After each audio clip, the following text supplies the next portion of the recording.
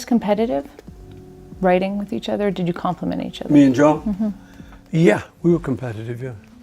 Not openly. For 5 decades, Paul McCartney remained silent.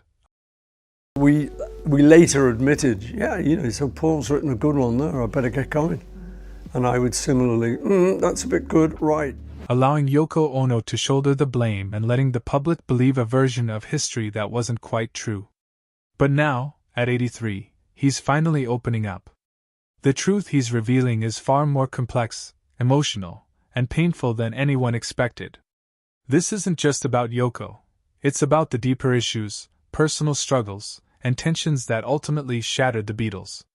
It's a revelation that changes everything we thought we knew. Cracks beneath the Beatlemania.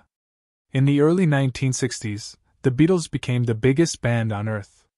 Their fame exploded overnight, with screaming fans, endless tours, and constant media attention. But behind the smiling faces and catchy tunes, something was already shifting. The pressure of being global icons wore them down quickly. They were living a dream, but it came with a heavy cost. By 1966, the band had had enough of touring. The noise was too loud, the crowds too wild, and the performances too chaotic. They decided to stop touring and focus only on studio work. But instead of bringing them closer, it pushed them into long hours, creative disagreements, and personal distance. Being stuck in studios with no audience and too much control changed the energy between them. The Beatles were no longer just musicians, they were a brand, a symbol, and a business.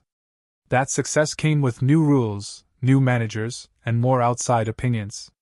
They had to make decisions not just for their music but for their image and company. Slowly, each member began to drift into his own world. The unity that made them strong started to fade without anyone noticing. John Lennon began pulling away from the group identity. He got more involved in politics and personal exploration, no longer fully committed to the band. George Harrison turned towards spiritual growth and started writing more of his own songs. Ringo Starr tried to keep up but often felt lost in the background. And Paul McCartney became the one trying hardest to hold everything together. Paul took charge of the sessions and tried to steer the band forward. He pushed for discipline and structure, hoping to keep the magic alive. But his control began to feel overwhelming to the others. George, especially, felt unheard and unappreciated. That tension grew as Paul focused more on direction than collaboration. The balance they once had was gone. Paul was stepping up, but the others were stepping back. George's songwriting was evolving, but he wasn't given the same space as Lennon or McCartney. The team effort that once defined them had become a struggle for control. Everyone had a different idea of what the Beatles should be. A new insight rarely explored is how the group's shift from stage to studio created emotional distance. Without the adrenaline of live shows or the bond of touring life, their connection grew cold. They weren't sharing experiences anymore, they were just clocking into work. That routine made them feel more like co-workers than brothers. The music stayed good, but the feeling behind it changed. Paul would later describe it best when he said, "We were no longer a band. We were just 4 guys in different orbits." And that's exactly what was happening. They had reached the top, but there was nowhere else to go together. Fame hadn't just lifted them, it isolated them. And those cracks were only getting wider with time. For decades, Yoko was blamed for the breakup, but what if she only revealed the truth that the Beatles tried to hide? The truth about Yoko. Yoko wasn't the only storm. For decades, Yoko Ono was blamed for breaking up the Beatles. Her constant presence in the studio and close bond with John Lennon made her an easy target. Fans and media painted her as the outsider who disrupted the group's chemistry. But that version of the story ignores everything that was already happening inside the band. The truth is, Yoko didn't create the tension, she arrived during it. By the late 1960s, Lennon was emotionally distant from the band and searching for something new. Yoko gave him that escape, through art, ideas, and a deep personal connection. When she entered the studio, she wasn't just a guest, she became part of John's creative process. To the others, this felt strange and uncomfortable. But her presence was a symptom, not the cause. The Beatles were already pulling apart. Yoko just made that more visible. She was in the room while the cracks widened, but they were already there. Lennon no longer wanted the same things as Paul or George. Their paths were splitting long before Yoko stepped in. A key detail often missed is that John invited Yoko in fully. This wasn't something she forced. He wanted her at his side at all times, even during recording sessions. This decision disrupted the group's rhythm and broke an unspoken rule. Still, it wasn't Yoko's doing. It was John choosing to change the dynamic. And Paul now admits they didn't know how to handle that. In later years, Paul said he saw how strong their bond was and understood why John needed her close. It still hurt the group dynamic, but the idea that Yoko ruined the band oversimplifies everything. She didn't tear anything down. She walked into something already falling apart. The band was fading, and she became the easiest person to blame. Yoko herself once said that being blamed for the Beatles' breakup felt like being accused of murder when the victim was already dying. Paul now agrees with that statement. He knows the group was already drifting, and blaming one person was never fair. What fans saw on the surface had much deeper roots. It was a slow breakdown that had nothing to do with her. Outside of Yoko, each member was already heading in different directions. John was into experimental music and emotional healing. Paul leaned toward clean production and catchy melodies. George wanted more space to grow as a songwriter, but felt constantly pushed aside. Ringo was drained and unsure of his place. They weren't one team anymore. They were 4 different people chasing 4 different ideas. A new insight here is how John's shift into avant-garde art with Yoko pushed Paul into survival mode. He tried to keep the band's identity intact while John moved toward a new kind of expression. That added pressure only made things worse. Paul wasn't fighting Yoko. He was trying to hold on to what the band had been. And that gap in vision left no room for healing. John's exit, Paul's silence, John's exit, and Paul's silence in 1969. John Lennon told the band that he was done. When he said he was leaving, everyone was shocked. Paul was shocked, but he didn't say anything. The group chose to keep quiet for business reasons. To protect the brand, they had to look like a team while working out contracts. Things got dull for a while, but the band still played in public for months. No one said anything because they knew the end was near. Paul worked on new music and tried to keep things together because he was still hopeful. But when his first album came out, everything changed. It became a story in the news that Paul had quit the Beatles. It got a lot of attention. Paul overnight became the bad guy. Fans said he ruined the most popular band. He hadn't left though, John had. Paul had kept quiet to keep his promise and protect the history of the group. He paid for his silence. His goal was to clear things up, but it was too risky. If the band spoke out, it would hurt their reputation even more, lose deals, and make fans mad. He didn't say anything. Some people thought he was the one who left. It made him feel bad inside. He and his wife, Lind, shut out the world when they went back to Scotland.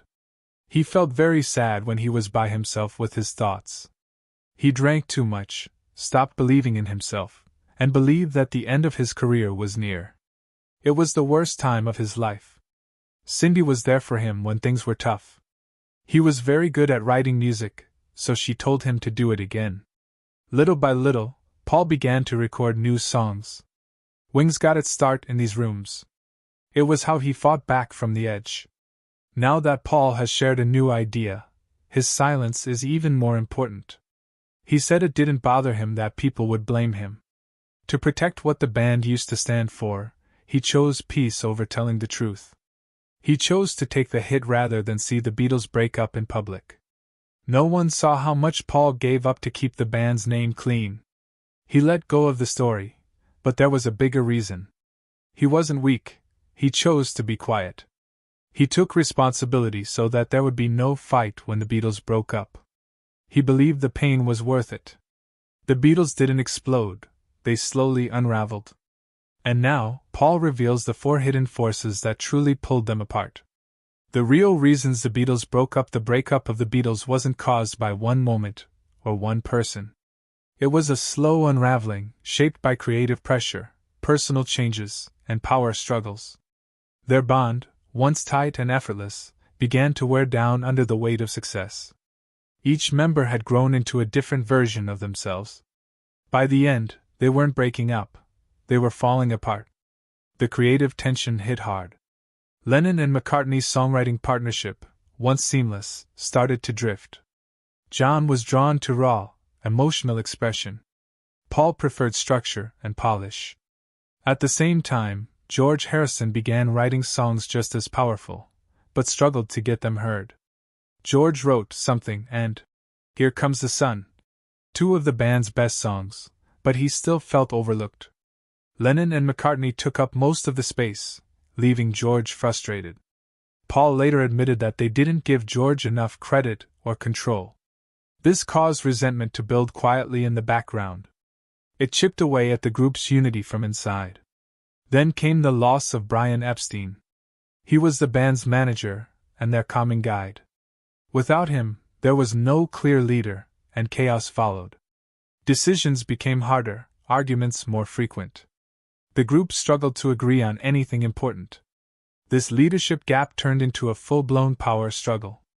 Paul wanted Linda's father, Lee Eastman, to manage the group. John, George, and Ringo backed Alan Klein instead.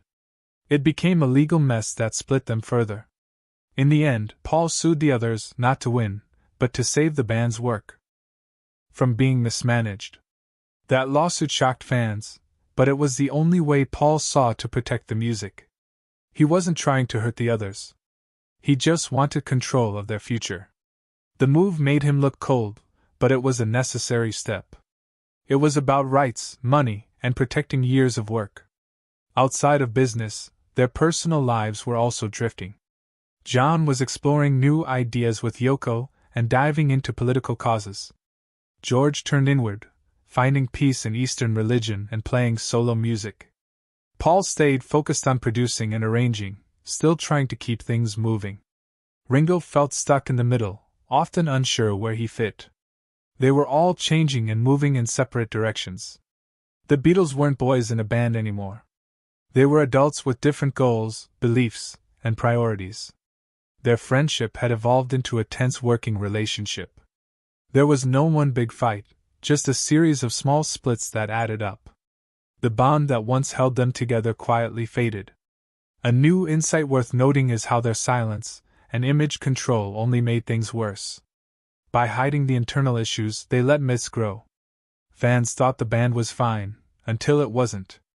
That gap between public image and private truth made the collapse more shocking than it needed to be. At 83, Paul isn't rewriting history, he's healing from it. And the truths he shares now change everything we thought we knew. Making peace with the past at 83, Paul McCartney is no longer carrying the weight of old rumors. He's not changing the story, he's setting the record straight. For years, he let people believe he broke up with the Beatles. He allowed the media to spin the tale because protecting the band's name seemed more important. But now, with time behind him, he's ready to speak with clarity and peace. Paul has looked back at those final years more than anyone realizes. He's studied the details, replayed the choices, and accepted the mistakes. His memories of each bandmate are full of warmth and regret. He sees things differently now, not through anger or sadness, but through maturity. What once felt like betrayal now feels like growth. He reflects on Yoko and says he admires how deep her connection with John was. Back then, it felt disruptive, but now he sees it as real love and loyalty. He understands why John brought her everywhere. They were a unit, and Paul respects that now. He also speaks about John with deep affection. They argued, but it came from being close, not from hate. Paul remembers George as a quiet genius who deserved more space. He now admits he didn't say it enough, that George was brilliant, thoughtful, and full of talent. It's one of his biggest regrets. Looking back, he sees George not as a junior member, but as an equal. The respect was always there, it just wasn't always spoken. He calls Ringo the heartbeat of the band. Always dependable, always steady. While others were falling apart, Ringo held on the longest. Paul appreciates how Ringo kept showing up, kept playing, and kept the band together longer than anyone realized. His presence was simple but powerful. Paul says the hardest part wasn't the breakup, it was the silence that followed. He let lies spread because he thought protecting the band's image was worth the personal cost.